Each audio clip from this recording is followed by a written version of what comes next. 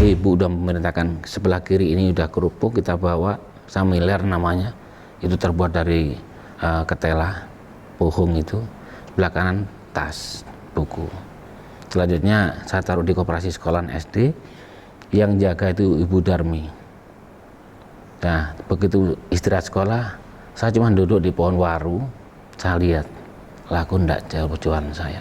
Beliaunya yang memberikan ilmu tenaga dalam diambilkan dari orang Jakarta, nggak tahu dari komando dari mana, sehingga kami diajari yang namanya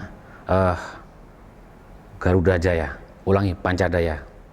Pancadaya ini adalah tenaga dalam yang kita olah dari tubuh kita sendiri. Jadi semua manusia itu punya, tinggal pengolah membuka dirinya bisa nggak, yang namanya tenaga cakra.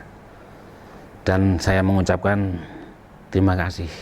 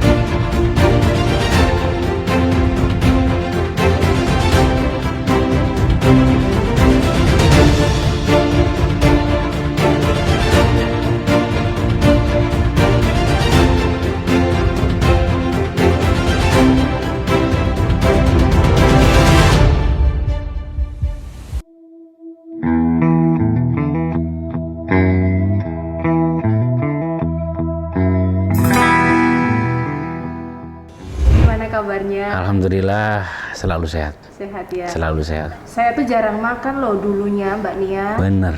Sehari sekali, itu pun pakai tomat, pakai buah tomat.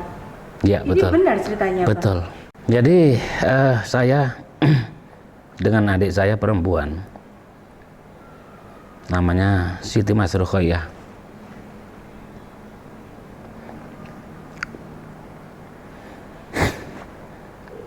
Kalau pagi nggak makan, menunggu ibu datang dari kuburan. Memang jalannya lewat kuburan. Terus ibu datang, kita senang sekali karena apa? Kita hanya menunggu satu, tomat, buah tomat.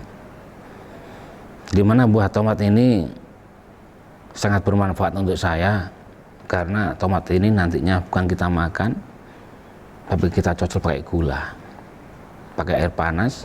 Dengan demikian nambah nutrisi untuk makanan saya, karena di rumah nggak ada nasi. Sehingga ini mulai kecil sampai saya SD terus begitu terus. Namun semua itu saya jalani karena lihat situasi dan kondisi orang tua. Di sisi lain kita memahami, sehingga sedetik pun saya nggak pernah membantah orang tua, itu nggak pernah, karena kita tahu dengan kasihan, sehingga kita membantu. Ya, apakah pada waktu itu kehidupannya benar-benar sulit sampai nggak bisa makan? Kita sangat-sangat sulit, sangat-sangat sulit. Jadi kehidupan kita demikian. Jadi kalau udah ke sekolah, itu ibu udah memerintahkan, sebelah kiri ini udah kerupuk kita bawa, samiler namanya, itu terbuat dari ketela, pohon itu, sebelah kanan tas, buku. Selanjutnya saya taruh di koperasi sekolahan SD, yang jaga itu Ibu Darmi. Nah, begitu istirahat sekolah, saya cuma duduk di pohon waru, saya lihat, laku ndak jauh perjuangan saya. Alhamdulillah laku. Sepulang itu saya dapat rezeki sedikit dari hasil tadi, saya taruh buku saya pergi ke pasar untuk beli pohon lagi. Pohon ini kita kupas satu persatu, selanjutnya kita parut lagi, kita buat camilan lagi. Demikian seterusnya tiap hari sampai SD, sehingga udah tertata, udah terlatih bahwa sakit adalah teman buat saya. Masuk ke SMP, demikian juga kita udah dewasa, bilang dewasa karena dewasanya dewasa terpaksa, yang dimana kita harus mencari nafkah sendiri melalui padat karya. Padat karya ini membuat parit sejauh 6 kilometer dari desa Gambiran Mojoagung sampai dengan Sumombito Jombang. Ini kita gali tiap hari sampai jam 11, setengah 12 kita bubar kembali, kita sekolah.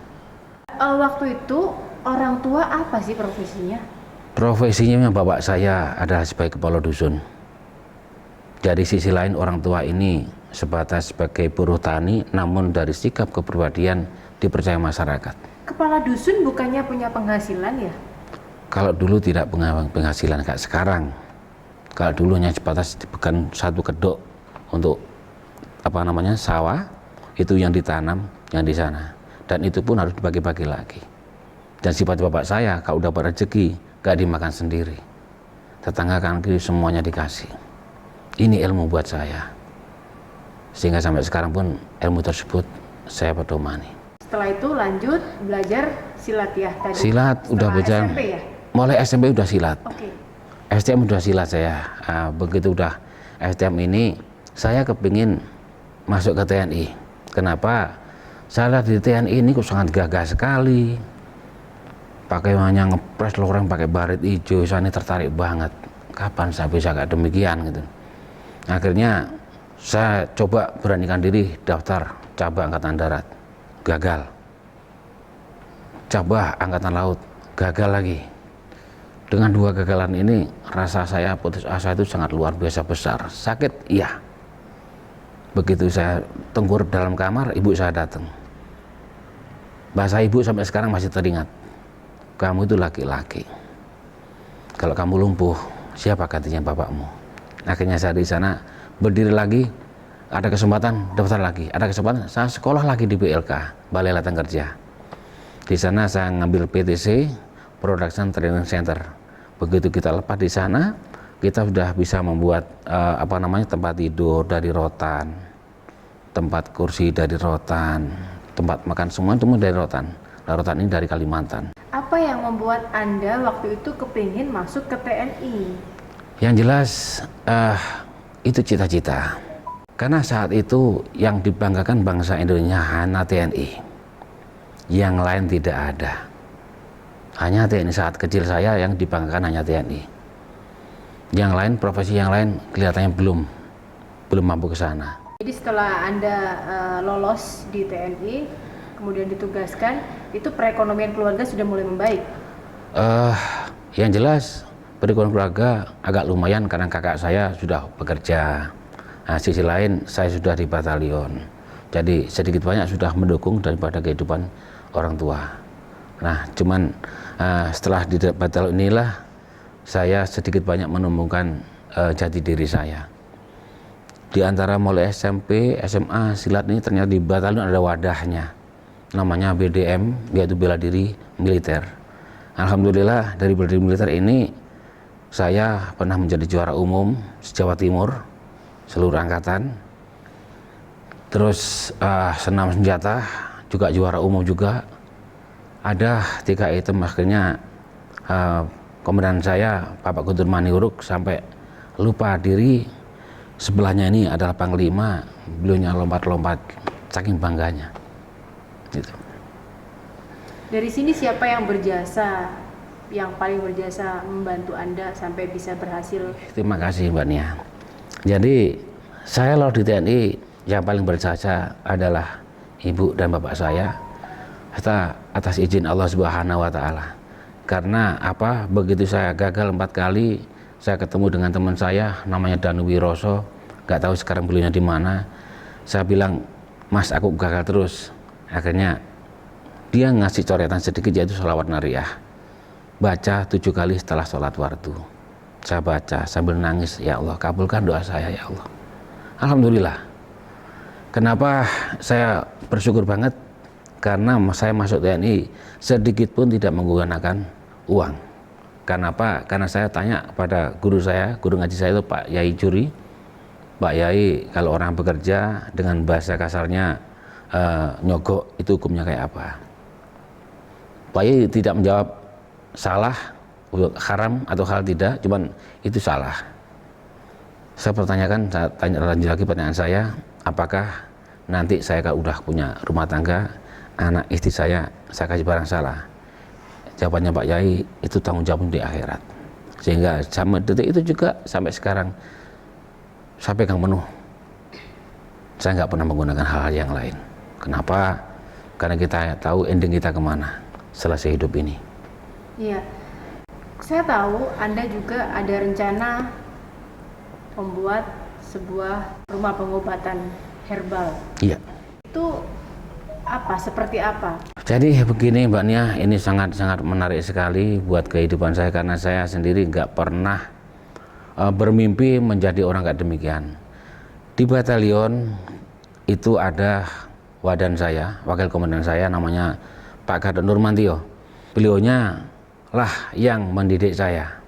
Beliaunya yang memberikan ilmu tenaga dalam, diambilkan dari orang Jakarta, nggak tahu dari komando dari mana, sehingga kami diajari yang namanya Garuda Jaya, ulangi Pancadaya. Pancadaya ini adalah tenaga dalam yang kita olah dari tubuh kita sendiri. Jadi semua manusia itu punya, tinggal pengolah membuka dirinya bisa nggak, yang namanya tenaga cakra. Dan saya mengucapkan terima kasih.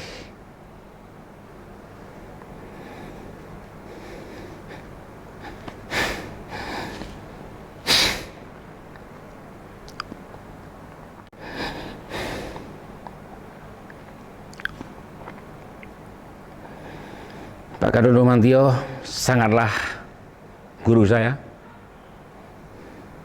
bapak saya, komandan saya.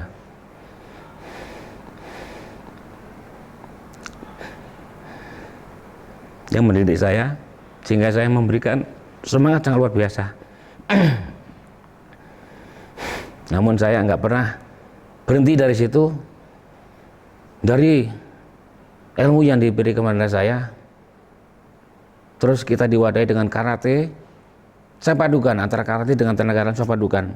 Dan alhamdulillah ini jadinya pengobatan. Karate waktu itu masih full body contact tanpa ada protektor, dan kita menjalannya semua dengan ikhlas. Hancur kayak pemuka saya, kaki saya, tangan saya. Itu adalah suatu penghormatan, penghargaan buat saya. Bukan saya rakan sakit, tidak. Disinilah saya bangkit, terus maju lagi. Begitu saya masuk ke batalion, lepas dari batalion, masuklah ke satuan lain, namanya Korem 084 Baskara Jaya. Di sini kami masuk ke dunia Intel mulai tahun 2000. Sampai finish pun saya di Intel. Dan alhamdulillah dari ilmu saya di luar, saya padukan di dunia intelijen, alhamdulillah semuanya berjalan dengan lancar. Ini semua adalah didikan dari Pak Gatot semuanya. Dan alhamdulillah, saya terima kasih Bapak Gatot sebagai orang tua saya, guru saya, komandan saya.